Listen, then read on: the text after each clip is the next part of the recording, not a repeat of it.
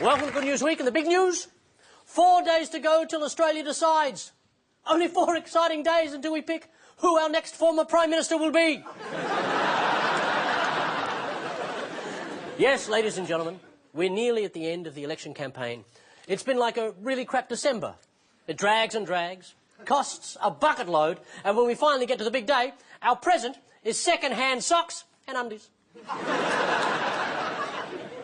The major parties have finally launched their campaigns. Julia has launched the real Julia, and Tony has launched the real Tony. But Houston, we still have a problem. It's been quite a month. Julia Gillard was forced to take over her own election campaign after she discovered that Julia Gillard was doing a bodgy job of it. And the real Tony returned to offend women when he smirked through the phrase, "No means no." Of course, ladies and gentlemen, with Abbott, you must always remember that no means yes, yes means no, up means down, and black means who. Remember the last election? It was fought on the issues of industrial relations and climate change, or as they're now known, the Department of Too Hard Basket. So who do we vote for? A man who's admitted he doesn't always tell the truth, or a woman who's admitted she wasn't real? Is there even actually an election? The polls suggest a gender gap in voting intentions, since more women identify with a woman and more men identify with a misogynist caveman. In these last few days, we'll see even more scare campaigns. The Liberals will try to make you believe that the real Julia Gillard isn't really the real Julia Gillard.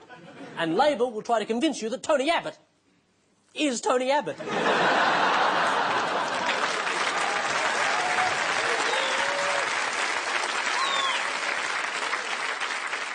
Labor will continue to hammer the slogan, "Phony Tony."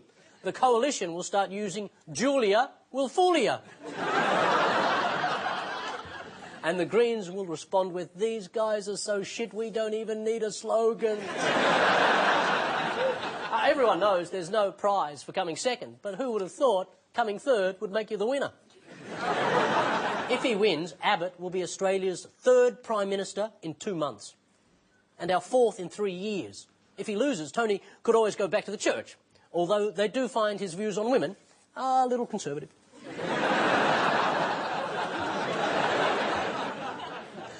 If she loses, Julia could write a pamphlet about her time as Prime Minister.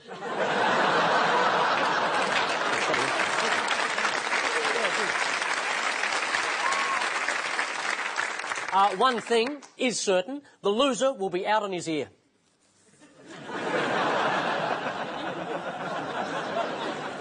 Is that an omen? But I'm not going to tell you who to vote for.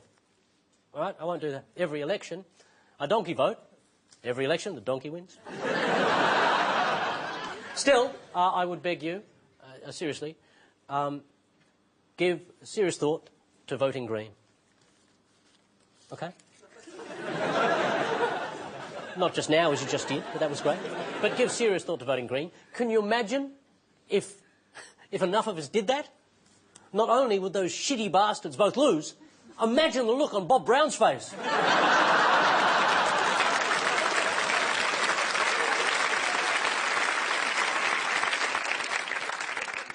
So time is almost up. Do the parties still have any big, fat rabbits to pull out of their increasingly tiny fascinators?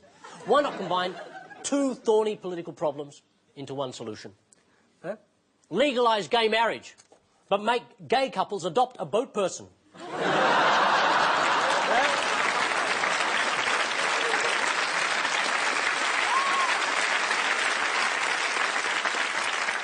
That way our gay brethren get to pass as normal, a normal family, with a pram full of joy, who's already used to being pushed around. And that's the good news. My hand. It's Good News Week. Someone dropped a bomb somewhere, contaminating the atmosphere and blackening the sky. It's Good News Week. Someone found a way to give the rotting dead a will to live, go on and never die. It's Good News Week. I do it! It's Good News Week.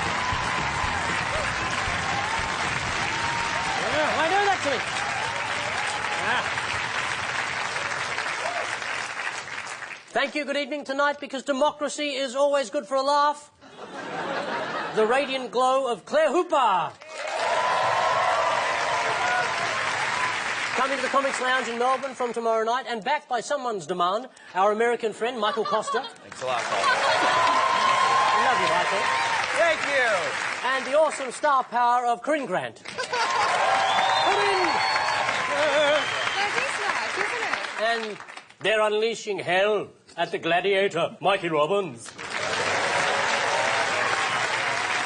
She's an ARIA winner. She has a new album and single called Modern Day Addiction, and she'll be touring nationally in October. The heavenly sounds of Claire Bowditch. And the understated elegance of Peter Berner.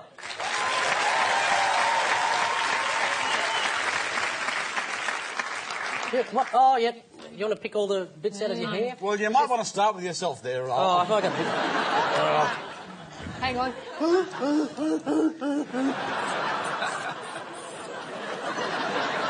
Oh, that must have just felt like Christmas Day for you. Nice to be touched by another human being. Michael, how's your tour of Australia going? Look at this. Look who I'm surrounded by. Beautiful ladies. It is my second time on this show. Good news, mate. I always forget. You guys... There's 19 different signs, Paul. It's impossible not to know this is good. Oh, you can read then. I can't. It's great to be back because the first time I feel like I was welcomed so generously as an American. I believe our first segment was about 9/11. So thank you for having me back. We love the American people, of course. It's great to be here. Thank you. Corinne, how are you? I'm very well. I'm excited for a man to say that we're beautiful ladies. It's just not a very Australian thing to say. What are you, some kind of poof?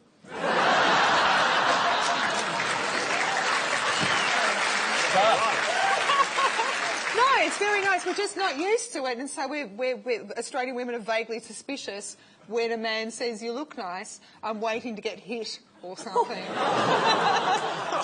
This is the second time I've complimented an Australian woman, and they said it's very American of you. What is that? I would like to leap to the defence of I the agree. Australian male Yeah, and say I'm often complimenting women in the street who don't know me. I often do it all the time. Oh, mate, he's beautiful. But we've been together now 10 minutes and not a word, you know, waiting, put on my special dress I don't want nothing. to come Wait on until you're predictable. walking home and you'll leap out. Yeah, from that's right. Wait till you get outside, then I'm all over you like a rat. And also, too, I'm going to back Peter up here, too. It's not just women. Michael, you're a bloody good-looking man. Thank you. It's nice of you, Mikey. Call me. It's all gone very weird. So, let's take it up a tone. Claire. Oh, Look. Oh. that's the first time I've seen it. Can you sign it for me? Would you like me to sign? Would you? It's not actually my work. Oh. Well, that won't be the first time. Oh, nothing. Oh, that's worth money, that. Wowee. Even without that scribble on. Ladies and gentlemen. Oh, yeah. Oh. This is Claire's new album, ladies and gentlemen, with my graffiti on it. Can you get that? So... Are they capturing it? I think you've got to hold it still. I mean, they're good, but they're not... They're good, but they're not fast. And, Peter, are you hawking anything, selling anything? I'm out the front of the cinemas with those beaded bracelets and trying to sell them. I'm still doing some painting. I've got a show next year, but that's next year. And I'm up in Brisbane doing some stand-up at the end of the month. Wow. Or the beginning of next month, one of the two. And do either of those months have names? Well, this one I believe is called August. Yes. I don't know what the next one's called. I've never really gone past August. I get to August and get bored, quite frankly. Peter, it'll either be the 24th of August to the 28th of August. Or it'll be the 1st of September to the 5th of That's September? me. This is awesome. Are the cameras recording this? Because this is awesome. This is how the calendar was invented. Yeah, beautiful. It was just general back and forth. So are we all happy? Should we get stuck into our games now? And I was pretty excited with the calendar talk. You Can like we that? do that for another 15 minutes? Yeah. Later on, can we learn how to tell time? Let's begin our part of the show. We join the battle with What's the Story? Claire, Michael, Corinne. Your number is up. Look at the screens. They're pictures Barack of... Obama. I know who that is. Yep. Barack. That's the president of Canada. And then we have these numbers. What? Oh, that was too fast. And then we have soldiers. a soldier Soldiers. hugging. Coming home. I'm going to see that's a soldier coming home, isn't it? That's a soldier Do you coming reckon? home. I think From coming As opposed to somewhere. leaving. There's not a lot of smiles when Oh, the yeah. soldier's leaving. Exactly. No. Right. And also you can tell Figured because that out. if he was leaving, his baby would have been smaller. Correct. Yeah, see, yeah, that's clearly a larger child. That's really a larger child. What do you call him? Barack or Barack? That's President Barack Obama. Barack. I don't know. That's how I say You it. say Yeah. Barack? I say Barack. Barack. You say Barack. Yeah. It just doesn't sound right as an Obama, Australian. Osama, Obama, Osama. Let's call the whole thing off. It was a joke. Please don't feel like you all have to clap when just one person does. And it was lovely of you to clap, you, sir. sir. So Or ma'am. was work, and you're still in there trying like a... It's like we've gone to SeaWorld for a second. If anyone else does feel like joining in occasionally and applauding, just to help that guy not look so embarrassed and embarrassing, jump on the back of it. Let's move on now and try and answer this question. So- You put those images together, Michael. and Can we help see me. the second? The second image was these are the immigration numbers that Tony Abbott's always talking about, aren't they? So I'm assuming they're troop numbers, Troops. aren't they? So we've got a story about troop numbers and freakishly giant babies. Is that correct? Yeah, I think this is just this Pretty obvious, really right? straightforward story about there being Freakishly giant about babies. freakishly, yeah, they cannot withdraw the troops anymore. The country is now under threat from freakishly large babies. But hopefully they'll have them wound up by the end of August when they're hoping to withdraw all of the remaining troops in Iraq. Barack is bringing all of the troops home from Iraq to tackle the enormous baby issue in America. They're actually bringing back all the combat troops. They're leaving 50,000 Secretaries. advisors with guns. I love that I have to fly 16 hours to get the news about my own nation. Oh, by the way, you're not allowed to go home. No. They're a giant baby! They sort of have it. Mikey gave them a bit of extra information. Everyone loves each other. What a beautiful world.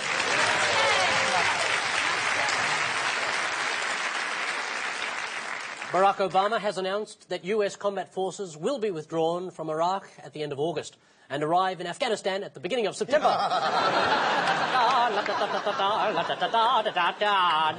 Mission accomplished, again. But the president has pledged to maintain a role in protecting Iraq should some powerful militaristic nation decide to invade it on the basis of false information about weapons of mass destruction. The big problem is Iraq doesn't have a working government. The country is currently being run by a caretaker administration. They come round once a week and do some sweeping and take out the bins, which is a surprisingly common name. But it's hoped Iraq's leaders will be able to form a functioning government by the end of the month. We have a similar hope here.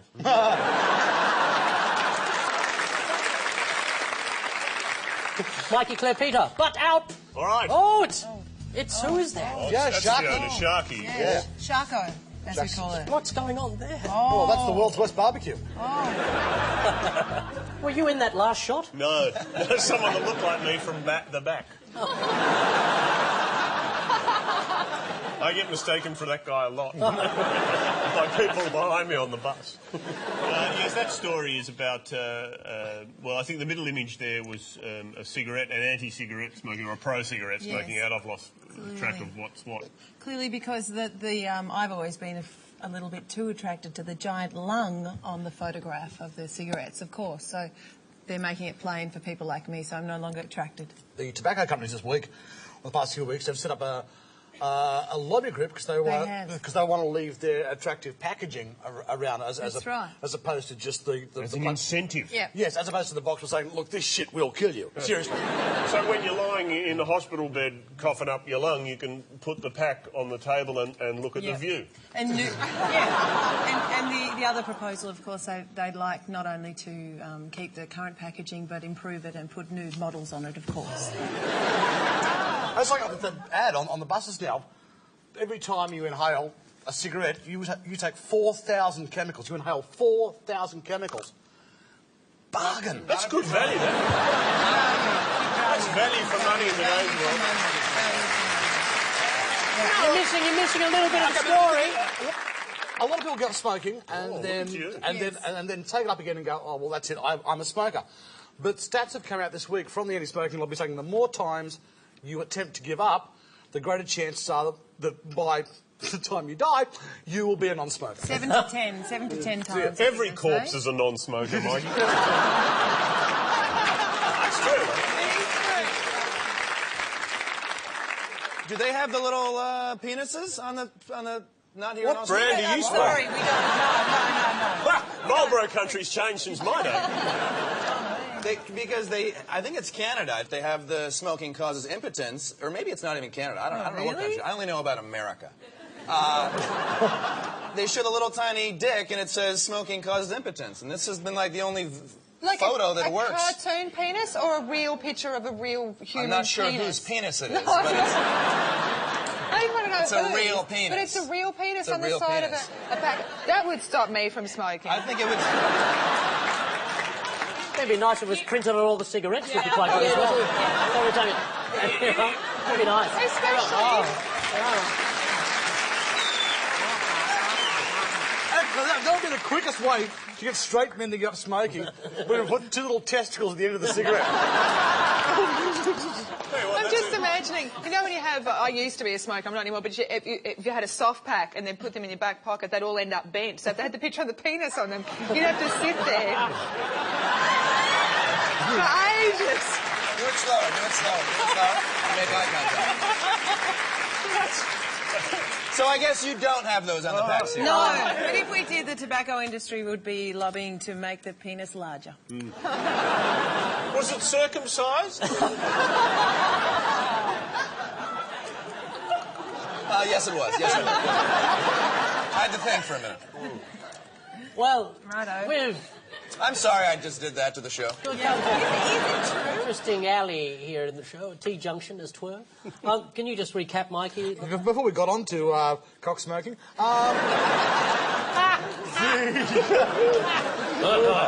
Not that I've ever heard that term before.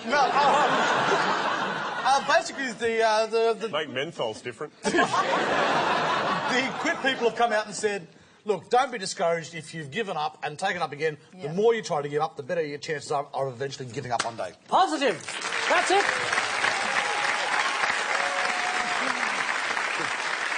Research showing most smokers want to give up has prompted Quit Victoria to start a new positive advertising campaign.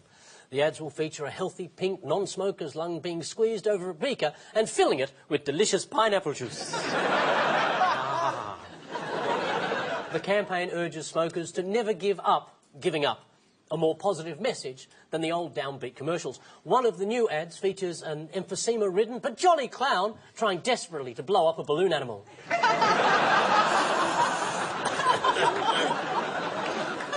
Where the hell did that come from? According to Quit, if you give up at 50, you halve the risk of smoking-related death. And if you give up at 30, you avoid almost all the risks. So it sounds like a few years of smoking is no problem at all. That is a positive campaign. And if you're still smoking at 60, you may as well go hard. Get in there, smoke it up. So after one stinky yellow round of Good News Week, the Hooper team are on 10 points, the Robbins team 10 points. Coming up, probably some election ads.